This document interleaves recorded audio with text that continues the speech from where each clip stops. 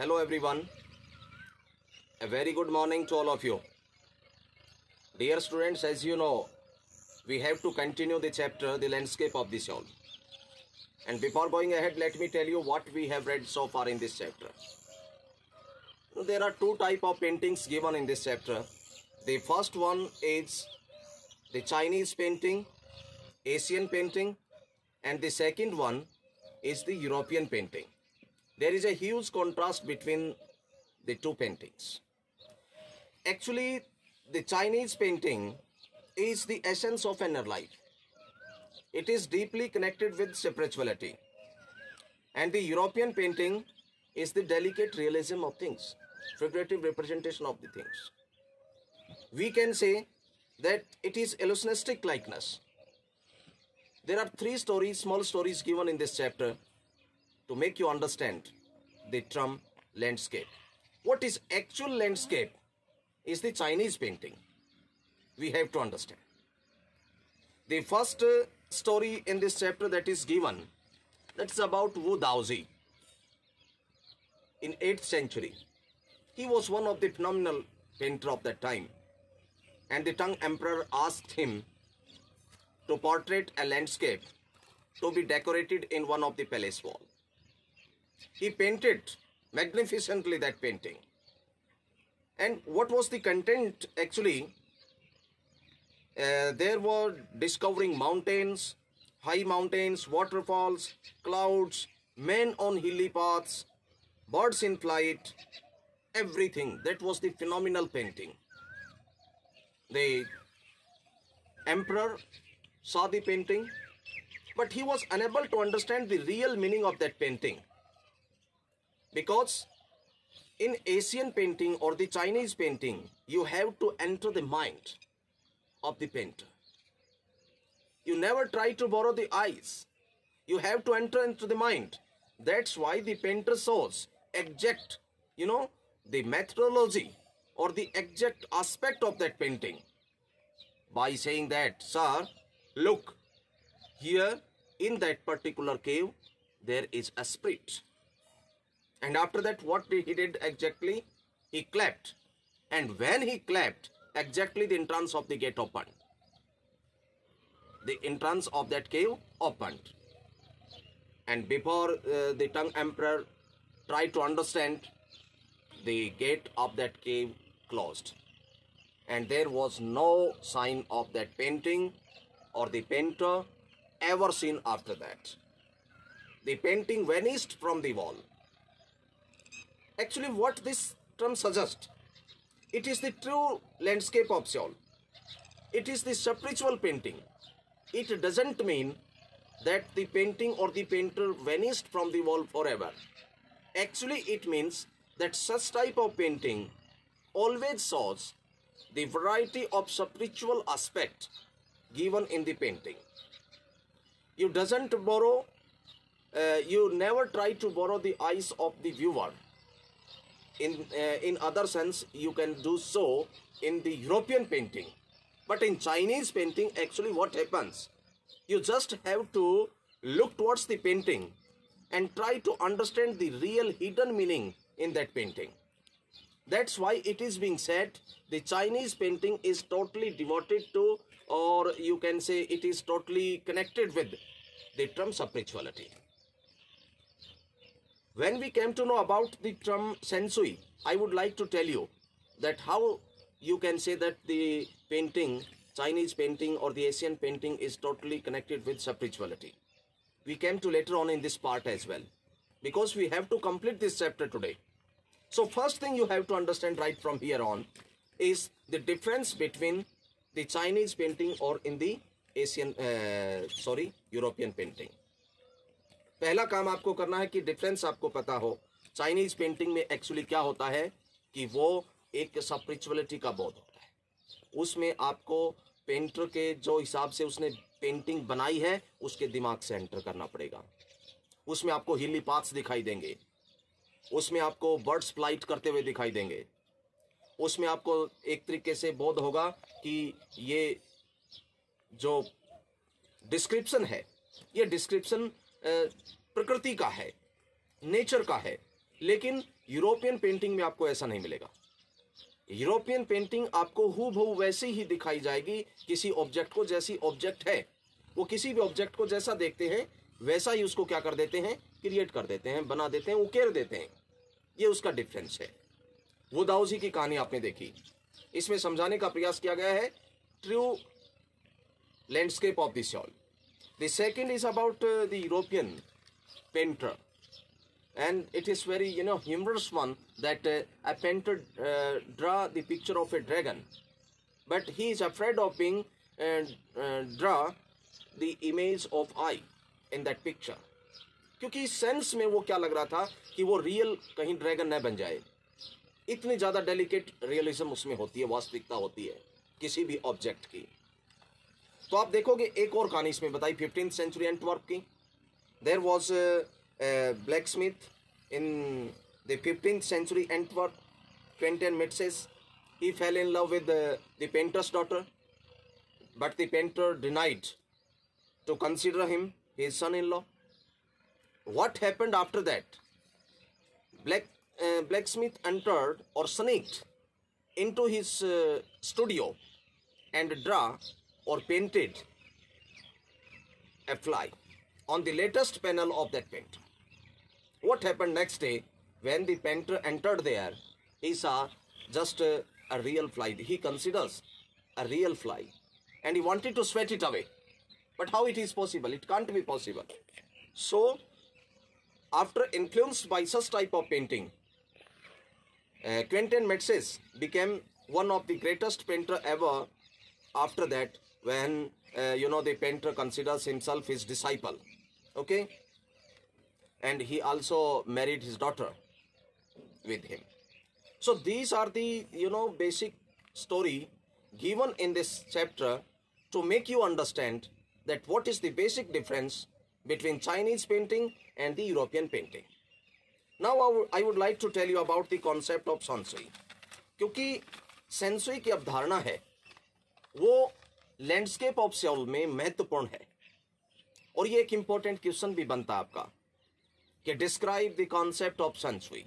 Sansui के concept को आप डिस्क्राइब कीजिए। सेंसुई जो कॉन्सेप्ट है इसकी दो अवधारणाएं हैं। इसका मतलब होता है mountain water. What you mean by sansui? Mountain water, mountain and water, okay, and mountain plus water is equal to landscape of the soul, but there is a little void, particularly you can see at that time. They represent two complementary poles. आप याद रखिए, mountain and water both are represent two complementary part of the nature. Mountain is young here. आप समझिए इसको। mountain को क्या कहा गया है? young कहा गया है। It reaches towards the heaven. It's vertical. It's warm, stable, and always remain, exist in a particular spot without moving itself. Such type of tendency is shown in to show the virtue, the picture of mountain here. It reaches towards the heaven, vertical, stable, warm, dry, in sun. ये nature है इसका, किसका? Mountain का। और water जहां तक show किया गया है, आप वाटर के बारे में क्या कहोगे? ये यिन है, ये रिसेप्टिव सेंस रखता है, फीमेल एस्पेक्ट को शो करता है। और याद रखिए, जो यंग है वो कौन से एस्पेक्ट को शो करता है इस पेंटिंग में? मैस्कुलर को, मेल को, और यिन फीमेल को। और एक तरीके से ये रेस्टिंग ऑन अर्थ। यिन क्या है? रेस्टिंग ऑन अर्थ है, हॉरिजॉन्टल है। यंग वर्टिकल है एंड यिन क्या है?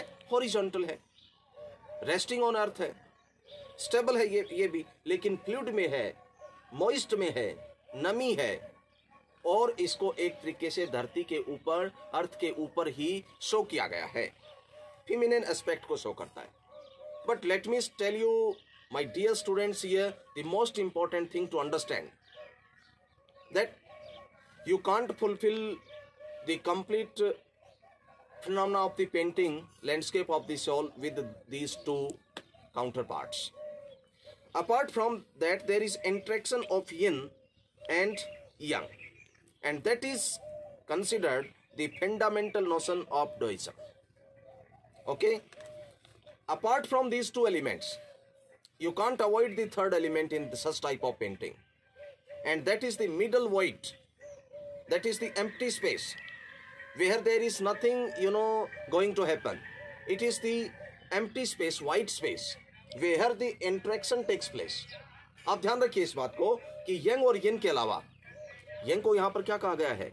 यंग को यहाँ पर वर्टिकल कहा गया है, सवक की तरफ जाता हुआ दिखाया गया है। इसको स्टेबल कहा गया है, इसको वार्म कहा गया है, इसको ड्राई कहा गया है, इसको सूर्य की रोशनी में तपता हुआ शो किया गया है, और यिन को एक हॉरिजॉन्टल प्रारूप में शो किया गया है, धरती के ऊपर शो किया गया है। ये फ्लूइड में है, मॉइस्ट में है। लेकिन इन दोनों के अलावा भी लेखक कहता है एक तीसरी भी चीज है इसमें, और वो क्या है? द मिडल वॉइड, बीच का मध्य का स्थान। इस प्रकार की पेंटिंग में आपको बीच में एक मध्य का रिक्त स्थान मिलेगा, जिसको व्हाइट पेंट की सहायता से क्या कर दिया जाता है? कवर कर दिया जाता है, और वो हमेशा वहां पर रहता है, उसमें कुछ भी शो नहीं किया जाता। लेकिन इस मिडल वॉइड को कहते क्या है? This is actually spot where the interaction takes place. In our sense we can say, in Hindu mythology or theology, we can say that it is the just the practice of pranayam. किसको कहा गया? इसको practice of प्राणायाम कहा गया है, जहां पर यौगिक प्रैक्टिस होती है, और यही वो स्पॉट है जहां पर ध्यान केंद्रित करने से स्पिरिचुअलिटी का बोध होता है। ओके, जिस प्रकार से यौगिक प्रैक्टिस में हम सांस को सस्पेंस करके रखते हैं और वहां पर इंटरेक्शन होता है, ठीक इसी प्रकार से ये मिडल वॉइड भी काम करता है पेंटिंग में, जहां पर एक तरीके से इंटरेक्शन होता है, एक तरीके से मेडिटेशन ऑक्यूर होता है, और व्यक्ति उस पेंटिंग में खो जाता है। वो उसकी रियलिज्म पर नहीं जाता है, बल्कि उसका जो ट्रू एस्पेक्ट ऑफ नेचर है उसका पेंटिंग का, वो उसी की तरफ देखता है और उसी के अंदर समाहित होना चाहता है। इसीलिए उसको कहा गया है कि उस पेंटिंग में कि वो पेंटर और पेंटिंग वेनिस्ड हो गए फॉर एवर। ऐसा नहीं है कि actual they vanished from the world, लेकिन actual in sense we can say it shows the spirituality. Nothing can be happen without this middle void. इस मध्य के रिक्त के स्थान के बिना आखिरकार कुछ भी पॉसिबल नहीं हो सकता है, कुछ भी संभव नहीं हो सकता है। अब आप देखो, हम आगे इस चैप्टर को पढ़ते हैं बेटे। हमने यहाँ तक इसको पढ़ा था। We are going to start right from page number 35 from third passage. A classical Chinese landscape is not meant to produce actual view. मैं अभी आपको यही बता रहा था कि जो चाइनीज पेंटिंग है वो कभी एक्चुअल व्यू को शो करता ही नहीं है। As would a western figurative painting, जैसा कि जो वेस्टर्न की प्रतीकात्मक पेंटिंग होती है उसमें किया जाता है, वैसा चाइनीज पेंटिंग में नहीं होता है। Where as the European painter wants you to borrow his eyes. European painter wants क्या चाहता है? Borrow the eyes and look at the particular landscape exactly as he sight. जैसा पेंटर चाहता है वैसा उसको वो देखे। लेकिन मैंने अभी पहले भी आपको बताया था, बहुत ज़्यादा ह्यूज डिफरेंस है। एशियन पेंटिंग में इस प्रकार की बात नहीं होती है, उसमें दिमाग का काम होता है, माइंड का काम होता है। आप देखिए इसको आगे, आपके पास टेक्स्ट बुक हो, whenever you try to read the text, जब मैं एक्सप्लेन करता हूं पहले you have to understand that, आपको वो देखना है, समझना है। लेकिन जब टेक्स्ट शुरू होता है तो आप सभी के पास टेक्स्ट बुक हो। देखिए, the Chinese painter does not choose a single viewpoint. His landscape is not a real one and you can enter it from any point then travel in it. समझ रहे हो? उसके बाद में तुम कहीं पर भी इसमें ट्रेवल कर सकते हो। The artist creates the paths for your eyes to travel up and down. एक रास्ता बना करके रखता है पेंटर ताकि आप उसमें ट्रेवल कर सको। Then back again in a leisurely moment. This is even more true in the case of horizontal scroll. Horizontal scroll होता है जिसको हम रोल कर सकते हैं, जिस प्रकार की लैंडस्केप को, पेंटिंग को हम रोल कर सकते हैं, धीरे धीरे उसको ओपन कर सकते हैं, फिर उसको क्लोज कर सकते हैं। In which the action of slowly opening one section of the painting then rolling it up to move on the other. एक एक सेक्शन हमें इसमें दिखाई देता है। Adds a dimension of time which is unknown in other form of painting. जो dimension of time है वो आप इसको देख सकते हो इसमें, और इसके अलावा कहीं पर भी नहीं देख सकते। It also requires the active participation of the viewer. Active participation चाहिए, चाइनीज पेंटिंग को यदि आप शो करना चाहते हो, आप देखते हो, तो इसके लिए आपको एक्टिव पार्टिसिपेशन व्यूअर का चाहिए। ऐसा नहीं है कि आपने इसको एक बर्ड्स आई व्यू से देखा, एक सरसरी निगाह से देखा, और उस बर्ड्स आई व्यू को देखने के पश्चात एक बार जैसे हम देखते हैं सरसरी निगाह से, आप नहीं, you can't go through in spirituality by looking just once on that picture. You have to go through the picture. The Chinese painter does not want you to borrow his eyes. He wants you to enter his mind. What actually the Chinese painter wants? To enter his mind. The landscape is an inner one, spiritual and conceptual space. Conceptual space का मतलब होता है वैचारिक, thought provoking. This concept is expressed in Sensui, literary mountain water, which used together represent the world landscape. मैंने अभी आपको Sansui के बारे में बताया, एक बार फिर से हम उसको पढ़ रहे हैं टेक्स्ट में जो दिया हुआ है। More than 2 elements of an image. एक इमेज के 2 से ज्यादा एलिमेंट होते हैं। Okay, These represent 2 complementary poles, और 2 complementary poles को ये शो करते हैं। इसमें क्या है, देखिए पहला क्या है, reflecting the Daoist view of the universe, the mountain is young.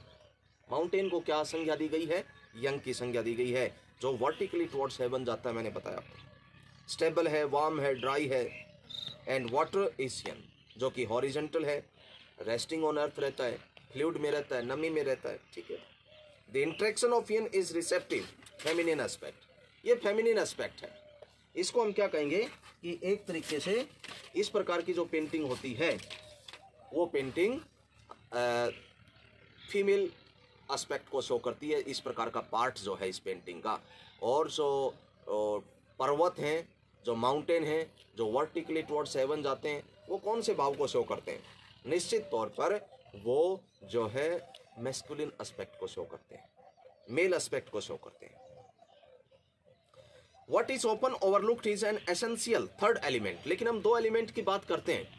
आपसे पूछा जाए कि what is the third element in Sensui or the Chinese landscape, that is the middle void.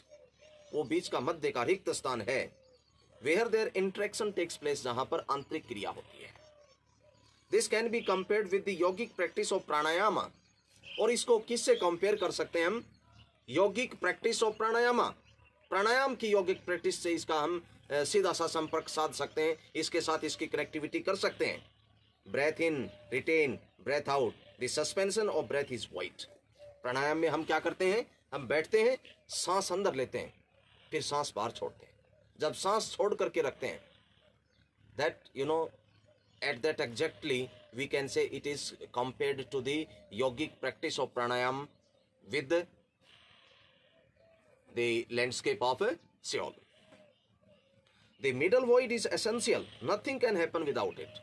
हर प्रकार की लैंडस्केप ऑफ सेओल में पेंटिंग में, जो चाइनीज पेंटिंग है, उसमें आपको मिडल वॉइड जरूर मिलेगा, बीच का मध्य का खालिस्तान जरूर मिलेगा, जहां पर पेंटर कुछ नहीं पेंट करता, सिर्फ एक वाइट स्पेस, वाइट कलर करके उसको छोड़ता है, जो कि मिडल वॉइड कहा जाता है। और स्पेशली हम उसके लिए यही कहेंगे कि वहां पर अंतःक्रिया होती है।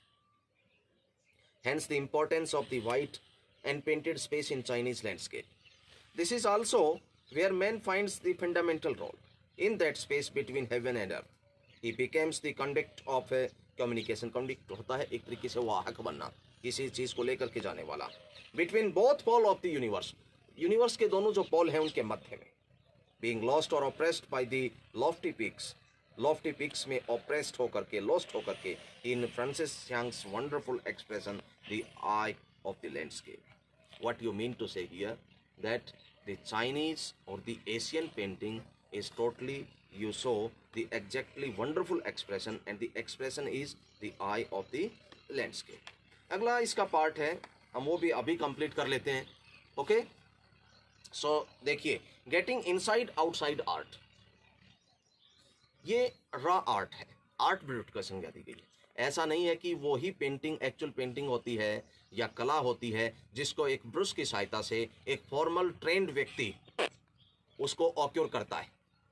ओके, तो आप ध्यान रखना इस बात का कि केवल ये फॉर्मल वही है, नहीं है कि जिसने ट्रेनिंग हासिल की है वही, कुछ ऐसा भी है जैसे कि इस चैप्टर में आपके अभी रॉक गार्डन चंडीगढ़ का वर्णन आया है, जिसमें नेकचंद ने बड़ी अच्छी रॉक गार्डन का निर्माण कर दिया।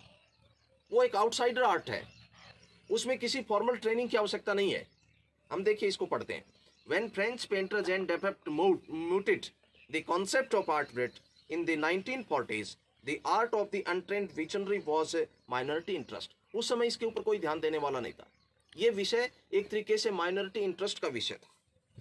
From its almost well beginnings, outsider art has gradually become the fastest growing area of interest in contemporary art internationally. लेकिन इसके पश्चात आउटसाइडर आर्ट जो थी वो धीरे धीरे fastest growing area of interest बन गई। नेशनली ही नहीं, इंटरनेशनली भी धीरे धीरे धीरे धीरे इसकी जो उपयोगिता है वो बढ़ती चली गई। देखो, एक तो होता है जो फॉर्मल ट्रेनिंग लेता है पेंटर, और उस फॉर्मल ट्रेनिंग के द्वारा ही अपने ब्रूश की सहायता से, अपनी डेडिकेटेड जो उसने जो कला सीखी है, जो आर्ट सीखी है, उसकी सहायता से वो कोई चित्र उकेरता है। लेकिन यहाँ एक दूसरी कला है और वो है आउटसाइडर आर्ट। वो उसमें किसी ब्रूश की आवश्यकता नहीं होती, उसमें इस प्रकार की किसी उसकी आवश्यकता नहीं होती कि उसने फॉर्मल ट्रेनिंग कहाँ से ली है, उसने कौन सी डिग्री ली है, इसका कोई फर्क नहीं पड़ता। It is totally depend on the imagination of that artist. This genre is described as the art of those who have no right to be artists as they have received no formal training. कहता है कि उनको अधिकार नहीं है formal कि वो artist हैं क्योंकि उन्होंने कोई फॉर्मल ट्रेनिंग हासिल नहीं की है। Yet so talent and artistic insight, लेकिन फिर भी उनमें आर्टिस्टिक इंसाइट होती है। Their works are a stimulating contrast to a lot of mainstream offerings. उनके जो वर्क्स हैं वो स्टिमुलेटिंग को कहते हैं उत्तेजक, एक्साइटिंग, अलर्ट, कॉन्ट्रास्ट क्रिएट करते हैं मेन स्ट्रीम ऑफरिंग्स के मुख्य धारा से। अराउंड द टाइम डेपेप्ट वॉज ए प्रोपाउंडिंग, मुख्य धारा में हिज प्रोपाउंडिंग को कहेंगे प्रतिपादित करना। Concept in India an untutored genius was creating paradise. एक अनपढ़ जैसा जीनियस जिसको कहा गया है, उसने एक तरीके से एक स्वर्ग का निर्माण कर दिया। Years ago the little patch of jungle that he began clearing to make himself a garden sculpted with stone and recycled material is known to the world today as the rock garden at Chandigarh. वर्षों पहले एक छोटे से forest के part को clear करके, उसको साफ करके, पत्थरों की प्रतिमूर्तियां बना करके उसने उसकी शुरुआत की थी। It's 80 years old creator director Nekchand it's now held, held होता है वेलकम्ड करना, स्वागत करना, as India's biggest contributor to outsider art. भारत का सबसे बड़ा कंट्रीब्यूटर है आउटसाइडर आर्ट का, जिसमें फॉर्मल ट्रेनिंग की आवश्यकता नहीं होती। और उसका एग्जाम्पल कौन है? रॉक गार्डन है चंडीगढ़ में। The fifth issue spring 2005 the raw vision UK based magazine जो थी, pioneer in outsider art publication, उसमें features Nek Chand and his rock garden sculpture women by the waterfall on the anniversary issue cover. Anniversary issue cover के ऊपर उनको विशेष तरीके से वहाँ पर स्थान भी मिला। And he was the you know the one of the best outsider creator artist. The notion of art brut और रॉ आर्ट, कच्ची कला जिसको हम कह सकते हैं, was of works that were in the raw state, जो हमेशा रॉ स्टेट में होती है। As regards cultural and artistic influences, everything from tin to sink to be something broken down car could be a material of work of art। कहता है कि छोटी सी छोटी चीज से लेकर के एक टूटी हुई कार तक, हर यदि उसको हम दूसरे ढंग से उसको रिसाइकल करें, उसको उसके प्रारूप को बदलें, तो वो एक कला का प्रारूप हो सकता है, पार्ट ऑफ आर्ट हो सकता है। Something Nek Chand has taken this डीजिंग height, डीजिंग नए आयाम स्थापित करना।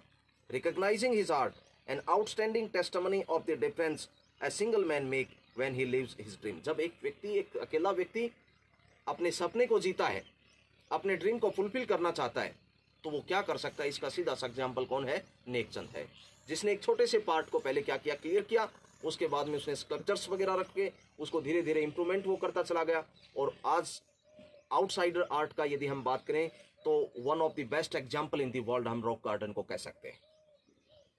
By way the European expression of his works The 5 months interview show Realm of Nek Chand beginning October will be held Reading Museum in Switzerland. ये उस समय की बात है जब चैप्टर लिखा गया था कि कहता है कि इसको शो किया जाएगा स्विट्जरलैंड में, बेल्जियम में, फ्रांस में, इटली में। एक्सपोजिशन को एक तरीके से हम कहेंगे इसकी प्रदर्शनी।